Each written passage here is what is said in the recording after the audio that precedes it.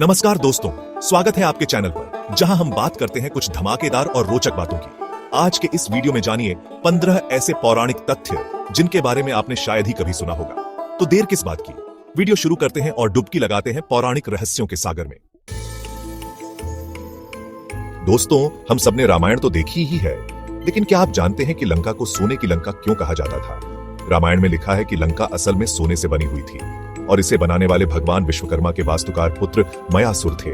भगवान शिव के आदेश पर उन्होंने ही लंका का निर्माण किया था, और वो भी सोने से।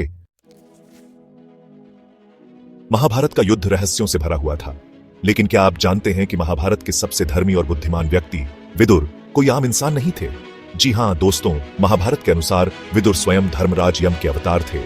उन्हें मंदिर शाप मिला था कि उन्हें मनुष्य योनि में जन्म लेना होगा। यही वजह थी कि विदुर इतने ज्ञानी थे और उन्हें सबकी गतिविधियों का पूर्व ज्ञान था। दोस्तों, प्रेम और त्याग की अमर कहानी तो आपने सुनी होगी, लेकिन सती और पार्वती की कहानी तो प्रेम, त्याग और पुनर्जन्म का अद्भुत मिश्रण है। दक्ष प्रजापति की पुत्री सती भगवान शिव को अपना पति मान चुकी थी, लेकिन जब दक्ष ने शिव का अपमान किया तो सती ने यज्ञ कुंड में आत्मदाह कर लिया। लेकिन उनका प्रेम अमर था। वो आगे चलकर हिमालय की पुत्री पार्वती के रूप में पुनर्जन्म लेती है और फिर से शिव को प्राप्त करती है। दोस्तों, हम सब जानते हैं कि द्वारका श्री कृष्ण का नगर था, लेकिन क्या आपको पता है कि श्री कृष्ण के जाने के बाद द्वारका का क्या हुआ? कहते हैं कि श्री कृष्ण के स्वर्ग गमन के बाद द्वारका नगरी समुद्र में डूब गई थी, और यह स्थान आज भी गुजरात में बेट द्वारका के नाम से मौजूद है। कई शोधकर्ताओं का मानना है कि यह वही द्वारका नगरी है जो समुद्र में डूब गई थी। दोस्तों, अर्जुन की शादी तो द्रौपदी से हुई थी, यह तो हम सब जानते हैं। लेकिन क्या आपको पता है कि अर्जुन की एक और पत्नी थी जो एक नाग कन्या थी? जी हां दोस्तों, उनका नाम था उल्लूपी। एक बार अर्जुन अपने वनवास के दौरान नर्मदा नदी के किनारे पहुंचे। वहां उनकी मुलाकात हुई नाग कन्या उल्लूपी से, जो अर्जुन पर मोहित हो गई। उन्होंने अर्जुन को अपना पति बनने के लिए कहा और अर्जुन ने भी उनकी प्रार्थना स्वीकार कर ली। दोस्तों, रावण का भाई कुंभकर्ण अपनी नींद के लिए मशहूर था, लेकिन क्या आपको पता है कि उसे यह नींद वरदान में मिली थी? असल में कुंभकर्ण बहुत बड़ा योद्धा था और उसे ज्ञान और शक्ति का वरदान प्राप्त था। लेकिन इंद्र को डर था कि कहीं कुंभकर्ण उनके लिए खतरा न बन जाए, इसलिए उन्होंने सरस्वती देवी से मिलकर एक चाल चली। जब कुंभकर्ण वरदान मांगने गया तो सरस्वती देवी ने उसकी जुबान पर ऐसा जादू किया कि वो ज्ञान और शक्ति की जगह निद्रा का वरदान मांग बैठा। दोस्तों, महाभारत के युद्ध में जब कर्ण की मृत्यु हुई तो सब त्रस्त थे। कर्ण, जो कि एक महान योद्धा था, अपने ही भाइयों से युद्ध करते हुए वीर गति को प्राप्त हुआ। भगवान कृष्ण ने कर्ण के कर्मों को सम्मान देते हुए उसका अंतिम संस्कार स्वयं किया था। यह दिखाता है कि कृष्ण कितने महान थे और वो धर्म और कर्म को कितना महत्व देते थे। दोस्तों, जब रावण सीता माता को हरकर लंका ले गया तो राम बहुत चिंतित थे। उन्हें नहीं पता था कि सीता माता को कैसे खोजें। तब उन्होंने हनुमान को सीता माता की खोज में लंका भेजा। हनुमान ने जब सीता माता को अशोक वाटिका में पाया तो उन्हें राम का संदेश देने के लिए एक अंगूठी दी।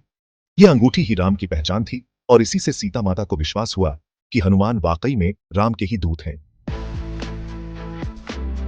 दोस्तों, महाभारत के युद्ध में श्री कृष्ण ने अर्जुन का साथ देते हुए कई चमत्कार दिखाए थे, लेकिन क्या आपको पता है कि उन्होंने एक बार सूरज को भी छिपा दिया था? जब जयद्रथ ने अभिमन्यु का अन्यायपूर्ण वध किया तो अर्जुन ने प्रतिज्ञा ली कि वो अगले ही दिन सूर्योदय से पहले जयद्रथ का वध कर देंगे। तब श्री कृष्ण ने अपने सुदर्शन चक्र से सूरज को ऐसे ढक लिया जैसे सूर्यास्त हो गया हो। जयद्रथ यह सोचकर बाहर आ गया कि शाम हो गई है, और तब अर्जुन ने उसका वध कर दिया। दोस्तों, जब रावण के पुत्र मेघनाद ने लक्ष्मण पर शक्ति बाण चलाया तो लक्ष्मण मूर्छित हो गए। उनकी जान बचाने के लिए हनुमान को हिमालय से संजीवनी बूटी लाने का जिम्मा सौंपा गया। हनुमान पल भर में हिमालय पहुंचे, लेकिन उन्हें संजीवनी बूटी पहचान नहीं आई। तब उन्होंने सोचा कि क्यों ना पूरा पर्वत ही उठा लाया जाए, और यह सोचकर हनुमान पूरा पर्वत ही उठा लाए। दोस्तों, हम सब जानते हैं कि गणेश जी विद्या और बुद्धि के देवता हैं, लेकिन क्या आपको पता है कि उन्हें अक्षर ज्ञान किसने दिया था? गणेश जी को अक्षर ज्ञान खुद सरस्वती देवी ने दिया था।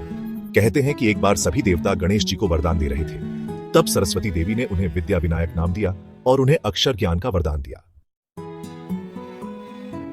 दोस्तों, शिव तांडव स्तोत्र तो आपने सुना ही होगा। यह स्तोत्र इतना शक्तिशाली है कि इसे सुनते ही मन प्रसन्न हो जाता है। लेकिन क्या आपको पता है कि यह स्तोत्र किसने लिखा था? यह स्तोत्र और कोई नहीं बल्कि रावण ने लिखा था। जब रावण ने कैलाश पर्वत को उठा लिया था, तब शिव जी को प्रसन्न करने के लिए उन्होंने यह स्तोत्र गाया था। दोस्तों, महाभारत जैसे महान ग्रंथ को लिखना कोई आसान काम नहीं था। ये तो हम सब जानते हैं कि महर्षि वेद व्यास ने महाभारत की रचना की थी। लेकिन क्या आपको पता है कि उन्होंने यह महान ग्रंथ गणेश जी से लिखवाया था, और वो भी एक शर्त पर। शर्त यह थी कि वेद व्यास बिना रुके बोलते रहेंगे और गणेश जी बिना रुके लिखते रहेंगे।